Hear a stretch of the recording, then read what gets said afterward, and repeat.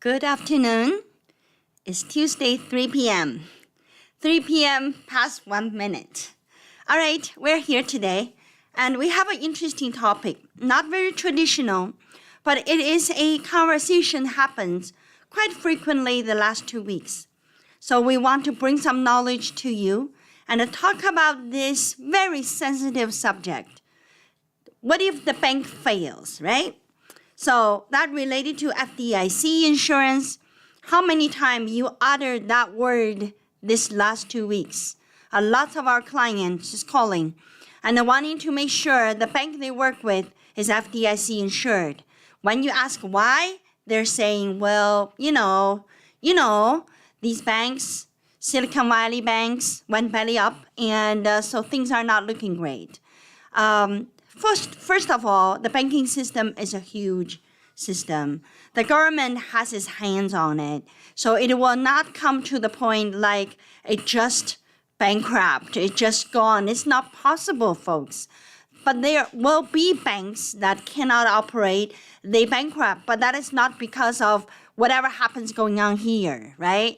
The banks can go bankruptcy anytime they want it, and if they don't get managed really well, they fail. So when they fail, if they are FDIC insured bank, there will be procedures to go through, and the people who bank with them might lose some money, might lose all of the money, but as long as you have that insurance, you at least get some back. So let's go ahead to see what we have today in this 30 minutes. Prior to that, I'd like to show you about our website, which you are looking at that right now, I believe. Am I right? Let me make sure you are. So you're looking at our website. And this is our website. You can make appointment with me here. You know, I have this book called Appointment with Ying at 8 a.m., right? But don't book 8 a.m. and book another time that is available over here. You can come to appointment and find me right here. So Ying Sa, CEO and managing partner. And this is where I want to just kind of explain to you that I established Community CPA back in 1998. So I think to put that title on me is not too bad idea. And I have earned my title, and Community CPA is doing great. We have more than 10,000 clients. We have more than 3 branches, and we're still growing. So if you want to kind of get involved with companies and businesses that are also growing, to just take advantage of that, what do you call that vibes, like in the business, then you come to Community CPA, all right? And we have a YouTube channel where we put all of our talks here on YouTube after fact. So if you couldn't make it 3 p.m., you make it onto YouTube when you have time. And I'll tell you that a lot of time, the phone call I got, I tell my client that go to listen to the YouTube first. Once you heard that and you come to ask us questions, then we can start at a little higher level than just very basic. Because basically, the more you know before you ask questions, the deeper we can go and we can give you better solutions, knowing that you also know a lot of stuff already. So now let's go start our webinar. And let me see where I need to go to share screen with you. Now, FDIC insurance by Inside Community CPA. And speaker information, I already touched on it. That's my first book, Appointment with Ying at 8 a.m. You can get on Amazon, and I also have copies in the office and you like to purchase. And I just finished the second book called 10 a.m. I'm not sure a cover can look exactly like that, but it is a book of following the 8 a.m., 10 a.m. So I am writing the 2 p.m. and the 6 p.m., just as you know. No responsibility disclaimer, as usual, and make sure that if you really need us, you know to retain us. Be your backup, okay? We're good at doing that. And the basics about FDIC insurance. Now let's get to the real topics, right? So FDIC stands for Federal Deposit Insurance Corporation. Okay, don't get alarmed. It's not a privately held corporation. It's an independent agency of United States of government. It provides the bank depositor against the losses of their insured deposit if the FDIC insured bank or saving associate fails. You see? So the conditions are following. The basic condition is that the bank you are putting your money in, they have to be FDIC insured banks or institution or brokerage firms. Whatever they are, they have to be FDIC insured. So that's bottom number one. And then when you deposit into the bank account, and you will get the insurance coverage automatically. So here we say that the standard insurance amount is $250,000 per depositor and per insured bank. So if you deposit, if let's say you single and you have a saving account in Wells Fargo, then you have another saving account at the U.S. Bank, and the one saving account is $250,000, the other saving account is $250,000, then both are maximizedly insured. So you can deposit in different places to get that $250,000. It's per insured bank. So that means you don't have any limitation. You can just go on to deposit your money in all kind of banks, right? And you do not need to purchase it. It's automatically there for you. And the deposit, like the deposit you put in the bank, if you have $250,000 deposit and the Silicon Valley Bank just happened to fail right now, recently, and if you have that deposit, you will get that full amount back. So you may say that, well, they closed. How do I get it back? Just like when you burn down your house and, the insurance company issue you a check. So same thing. So the FDIC insurance, that Federal Deposit Insurance Corporation will write you a check for it. So example here is if a customer had a CD account in her name alone, just her name, with a principal balance of $190,000, $3,000 on the interest income. So there the total is what? $198,000. If this bank folds, and the FDIC will pay you for that $198,000. So it is per depositor, including your principal dollar to dollar, and also including your accrued interest in there. All right. So what happens when exactly, like one bank fails? What happens? What happens to me as a consumer, as a depositor? And you get to know it. You maybe discover that first on the news, and or somebody works at the bank tell you saying that we're closing, and so you know it. And when that happens, and you will need to know how many bank accounts you have. So the FDIC steps in at this time. So they operate on two roles in the bank closing. Number one, they are the insurer for the deposit, right? So they're going to make sure that every deposit account and going to get that $250,000 maximum.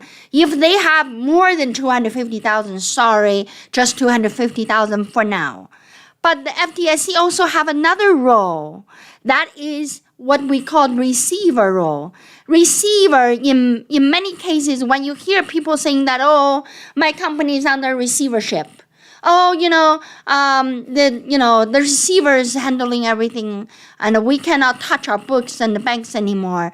Those are the private company talking. When they're getting into litigations or whatever reason, the receiver steps in, appointed by the court, and to manage the business. So the FDIC will come in to assume that receiver role. So they will sell the asset and making money out of the selling. Then they will prorate the total money they got to the one that didn't get insured, to the one that above the insurance dollar amount. So that would be like a prorata, a cents on the dollar kind of thing. So if you have, $2 million deposit, you only got $250,000 back.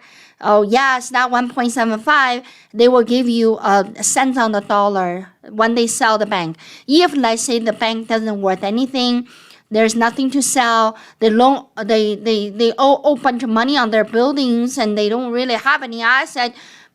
then you just don't get anything over and above that $250,000 deposit insurance maximum. So I know what you're going to ask me. You're going to say that, okay, Ying, you scared me, and I don't really wish to scare you. I just want you to be more knowledgeable. And really, there's nothing to scare. I'm telling you that if this whole country is going into, recession, there's no one can avoid it. You're in it. I am in it. If someone lose money, we all lose money. It's not like, just one person goes on recession, the other all on prosperity. This doesn't work that way. So there's nothing to scare. There's only preventative measures that when you know it and you know what to do. Okay? So is my bank FDIC insured? So there's a couple things you can figure it out. You call the bank, find out. You call. Okay? And you ask the bank representative and to see whether they're FDIC insured, or you look at their sign. A lot of times, there's a sign all over the place saying FDIC insured, right? And then you can also go onto this website I put down there for you. If too long, and take a snapshot of the picture of this slide, and go on there to check to see whether the bank you're dealing with is FDIC insured. You can also call that 1-877 number, and you can also submit a request to FDIC.gov. There's so many ways. You won't be in the dark, but I do ask you to know. That's all. All right? Once you know, and you may say that, Ying, I'm not worried because I don't have that much money anyway, so I'm pretty safe. Yep, that's true. If you don't have more than $250,000 in one deposit account and on your own, then there really isn't not much to worry. Just make sure your bank is FDIC insured. All right. Then I kind of want to give you a chart. This is a useful chart, and it says that the insurance coverage, the FDIC deposit insurance coverage, is covered by account ownership. So they may make you feel like, well, what do you mean by account ownership? And let me show you this. You will understand what that means. I hope you can see it pretty clearly. You see, it says that single account owned by one person is $250,000 per owner, right? And so what if you have a joint account? What if you have one account with husband and wife, both of you on it, then it's $500,000. So they are going by the owner, per owner, okay? Then, of course, down there you will see that the joint account, and then you also have certain retirement account, including RIAs, all right? IRAs that limited $250,000 deposit coverage, and revocable trust account and irrevocable trust account. There's just something new came up in 2023, and I didn't really go extensively research that, but what we have here is accurate. It is $250,000 per owner per unique beneficiary. So for example, let's say you have a living trust, and the dad left the living trust with 3 kids, okay? And you got the deposit for the 3 kids. Dad passed away. The 3 kids has the money in there. The FDIC insurer coverage is not $250,000. It's $250,000 times 3 because it says by per unique beneficiary. So this is what I kind of want you to just know that how that $250,000 works, right? Corporation, partnership. Those are the ones for $250,000 per corporation partnership. So what if in your company you have a checking account running operation and you have a payroll account running payroll, and you got such a big payroll that every time when you put in the payroll is over $1 million. So there's no way you can make that under $250,000, right? Yeah, no way. So, but when they consider 250 folks, they don't consider each account. They consider a corporation. If you have 10 accounts, they're going to add up 10 together, give you only 250,000, right? So just remember that. And maybe you need to make some switch, something. But remember, And it's not by your number of accounts. It's by depositor. It's by the entity. Okay? So make sure that you understand that. And the irrevocable trust account, the same. So it's by unique beneficiary number. Employee benefit plan account. Employee benefit plan, very small company could have it easily over 250. So if really the bank goes, fails, then my employee benefit account is with the bank, then that's a very sad thing. Because all of these savings for all the employees, everybody's retirement, everything is in there, it will be gone. But that's not new. Enron was exactly that, right? So, in this free economy world, those kind of risk is not avoidable. But does that mean we should just chop it all off and don't do it? Ying, let's not even do anything about retirement account anymore. We're just going to make it, spend it, not think about tomorrow. It is easier said than done. And really, in our lifetime, these kind of up and downs going to happen several times. And you just want to be aware. We can lose, but I want to lose with conscious decisions and knowing that it is the decision, it is what it is. But I don't want to lose without knowing or lose without feeling that I have done everything already. So it's okay to lose. And we can lose with everything we already did. There's nothing else we can do. So I lose, everyone else lose, the economy tanks, and we are going through some hard times. But we'll come through. And the United States of America is the best country you can find on the planet.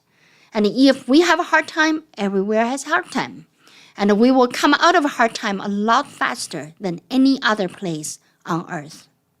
And that's my experience. I didn't live 500 years.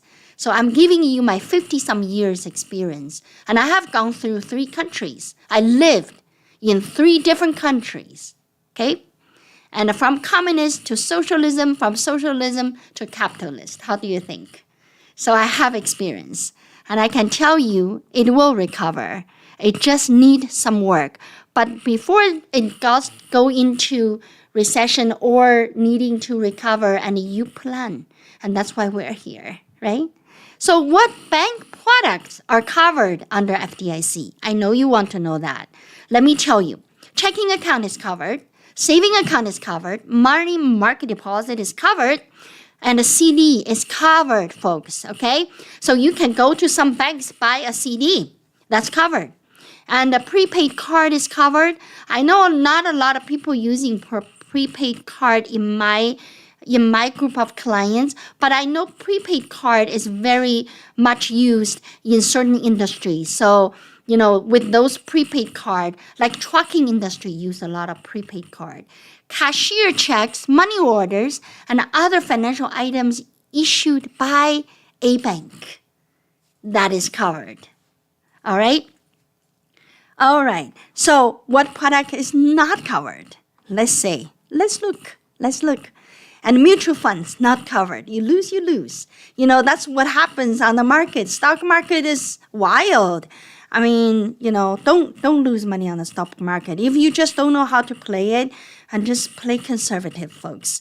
The saddest story I have is a retired couple, and a gentleman lost $3 million, all of the retirement saving, and he doesn't even know how to talk to his wife about it, and not good. And I'm sad when I have situation happen to my client like that. Life insurance policy is not covered. If you buy a life insurance with a company, they're going to go belly up. Too bad. You lose it all. That is why when I recommend life insurance to folks, and I really care about the life insurance company's history, how long they are on the market, what they are doing today, and to really putting your lifetime on it, because you're not buying life insurance today with discount, and you're going to, that life insurance company going to carry that for you for the next 80 years. You think they're going to be there for you? And just really don't think of a discount today means anything, nothing. Bond investment, cryptocurrency, and municipal securities, and a safe deposit box, and that content. All right? It's not safe. If bank fails, that's not guaranteed you get it. Okay?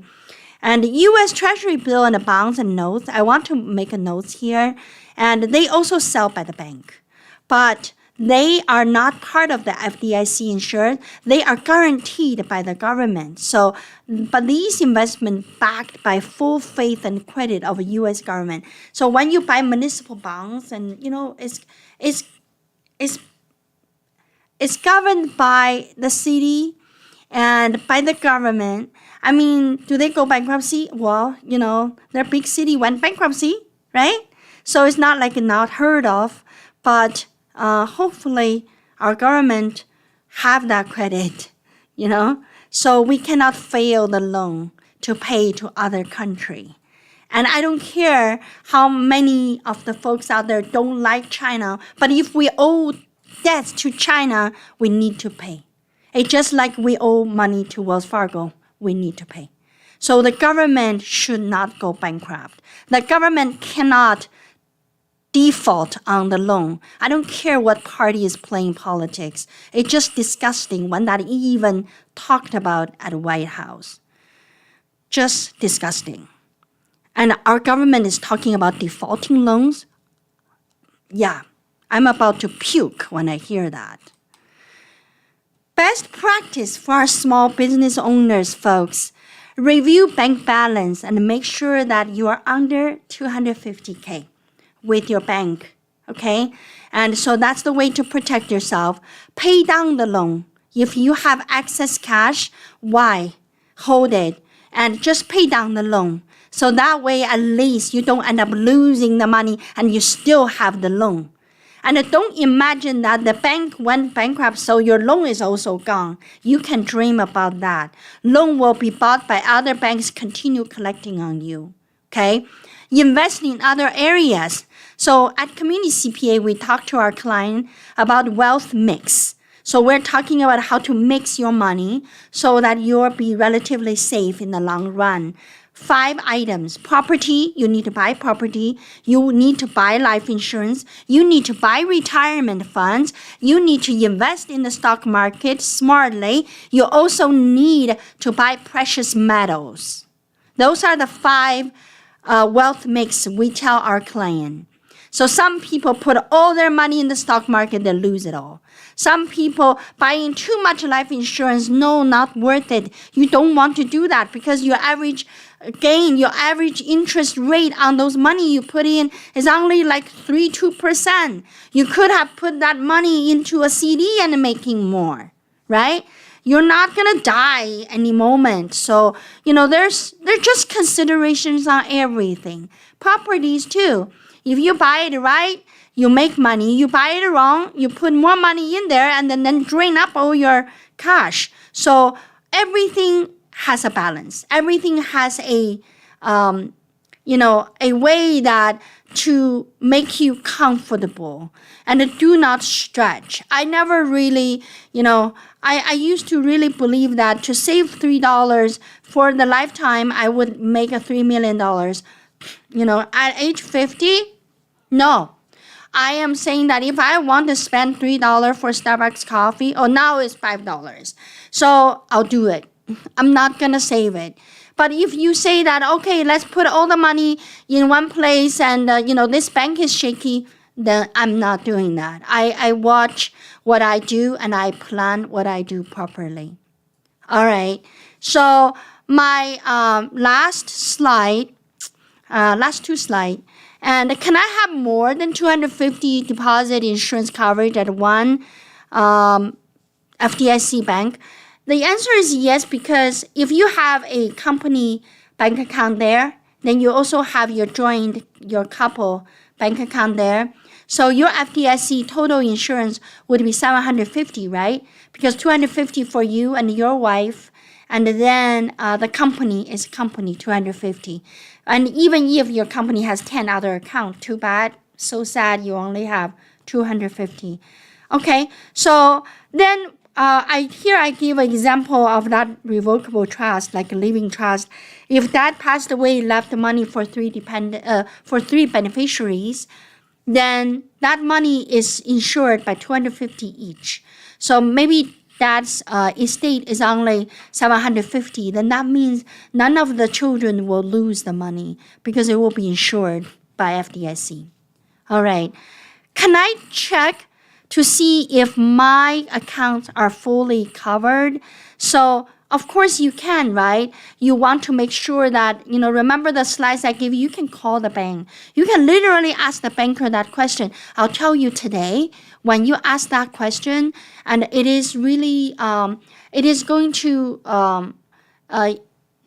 be a smooth answer because they have got a lot of questions on that lately. But I'm not trying to say that you should be running to the bank and taking all your deposit. If we all do that, it will destroy our economy. So we want to remain calm and plan and see what you can do with your bank.